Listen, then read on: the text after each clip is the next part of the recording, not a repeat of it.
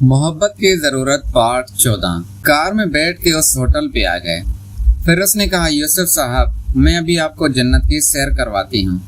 फिर यहाँ से चल के आप कार के पेपर पे साइन कर लीजिएगा और फिर मुझे कुछ शॉपिंग के पैसे भी दे दीजिएगा। फिर मैंने कहा, चलो ठीक है, कोई बात नहीं, मैं कर लेता हूँ। और फिर हमने होटल से एक रूम बुक करवाया और फिर हम उस रूम की चाबी ली और दोनों फिर उस रूम में दाखिल हुए। उस रूम में एक बेड बिछा हुआ था और एक साइड पे खिड़की लगी हुई थी। फिर मैंने रुखसाना से कहा, रुखसाना, कहीं इस रूम में कैमरा तो नहीं लगा हुआ, ये ख्याल करना। फिर वो कहने लगी, नहीं यूसुफ, मैं इस रूम में आती रहती हूँ, मुझे अच्छी तरह पता है कि यहाँ इस होटल में कैमरे नहीं होते, इसीलिए तो मैं तुम्हें यहाँ लाई हूँ। मैंने कहा, तुम्हें कैसे पता चला और तुम यहाँ किस काम से आती रहती हो? अब ये सवाल पूछते ही उसके चेहरे के रंग उड़ गए। वो थोड़ा परेशान हो गई। फिर मैंने उससे कहा कि तुम मुझे बता सकती हो, तुम्हारा राज मैं राज रखूंगा। फिर वो कहने लगी, यूसुफ, असल में मैं जिस किस्म की नौकरी कर रही हूँ, इसमें यह सब कुछ करना आम सी बात है, वरना मैं टारगेट पूरे नहीं कर सकती, मुझे क्लाइंट को खुश करना पड़ता है, तब जाके वो मुझसे गाड़ी लेते हैं। मैं तो बड़ा हैरान हो रहा था कि शायद रुखसाना ये ऑफर सिर्फ मुझे ही करवा रही है, लेकिन वो बता रही थी कि उसका यही काम है। फिर मैंने कहा, रुखसाना, ऐसी नौकरी का फायदा, कहने को तो तुम नौकरी कर रही हो, लेकिन असल में ये तो गलत काम है। फिर वो कहने लगी, हाँ यूसुफ, तुम ठीक कह रहे हो, मैं जिस जॉब पे भी जाती मेरे साथ यही होता। मैंने कहा, ऐसा क्यों कह रही हो तुम? उसके अलावा भी कोई जॉब है? उसने कहा, हाँ, मैंने 2-3 जॉब और भी की हैं। वो मुझसे चली ही इसी वजह से गई हैं कि लोग मुझसे डिमांड करते हैं और मैंने जिसकी डिमांड नहीं मानी, फिर वो मुझे नौकरी से निकाल देता था और बिला आखिर तंग आके मैंने ये कदम उठाया है। फिर मैंने कहा कि कब तक ऐसा काम करोगी? अगर खुदा ना खास्ता तुम्हारे किसी महीने के टारगेट पूरे ना हो तो फिर? वो कहने लगी, वो महीना मेरी जॉब का आखिरी महीना होगा। फिर मैंने कहा, रुखसाना, तुम्हारा शौहर क्या करता है?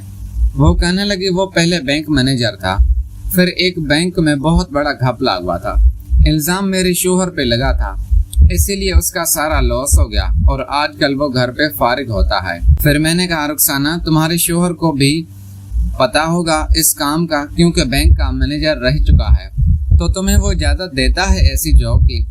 फिर वो कहने लगी कि मेरे शौहर को अच्छी तरह पता है कि मैं क्या करती हूँ, लेकिन हमारे पास कोई दूसरा रास्ता नहीं है, इसीलिए मेरा शौहर भी खामोश है। ये मैं मुआशरे का एक नया रूप देख रहा था जो आज से पहले मेरे सामने नहीं आया था, क्योंकि मैं गांव की जिंदगी गुजारने वाला एक छोटा सा इंसान था। मुझे ये नहीं पता था कि शहर में इस तरह के काम भी होते हैं।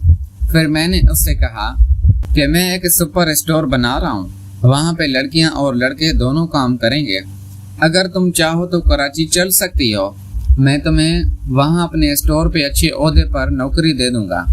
फिर वो कहने लगी, चलें ठीक है, आप जाएं, पहले स्टोर ओपन कीजिए, अगर मेरी ज़रूरत पड़े तो मुझे बता देना, मुझे सैलरी भी बता देना, मैं अपने शौहर से मशवरा कर लूँगी, अगर हमें अच्छी लगेगी तो हम भी कराची आ जाएंगे। फिर वो कहने लगी, यूसुफ साहब, जल्दी से अपना काम कीजिए, मुझे फारिग कीजिए ताकि हम वापस ही बैंक चलें। फिर मैंने कहा, रुखसाना, जल्दी किस बात की है? आज तुम बैंक वाली गाड़ी बेच रही हो तो उनको बोल देना कि मैं क्लाइंट के साथ थे। कहने लगी, हाँ, ये बात तो ठीक है, बहरहाल फिर भी जल्दी करें।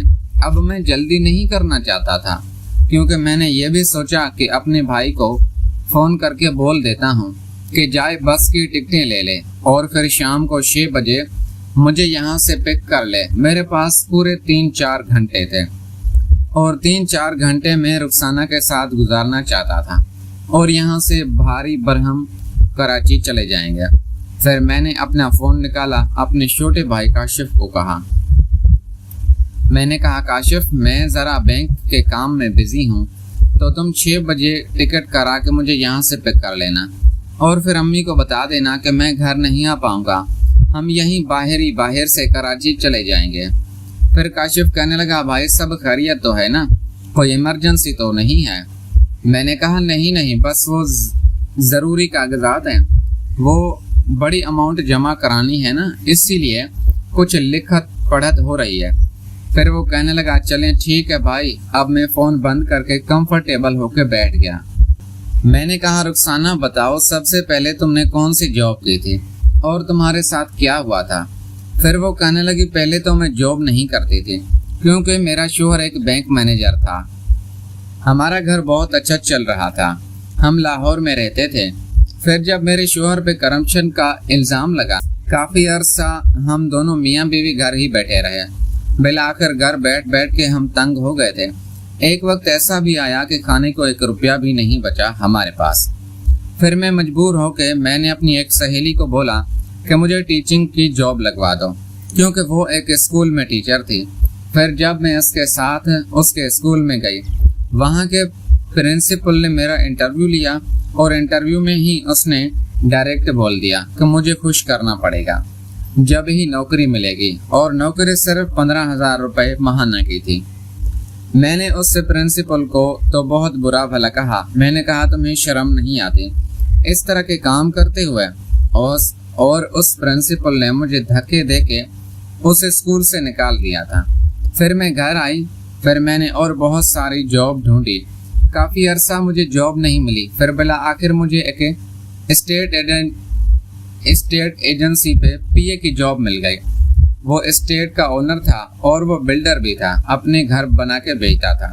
میرا کام یہ تھا کہ میں اس کے پی اے تھی اور کبھی کبھی میں ٹیلی فون بھی اٹھا لیتی تھی، کلائنٹ کو کنونس کرتی تھی پلاٹ لینے کے لیے، گھر لینے کے لیے۔ اس نوکری کی میری سیلری 30,000 روپے تھی۔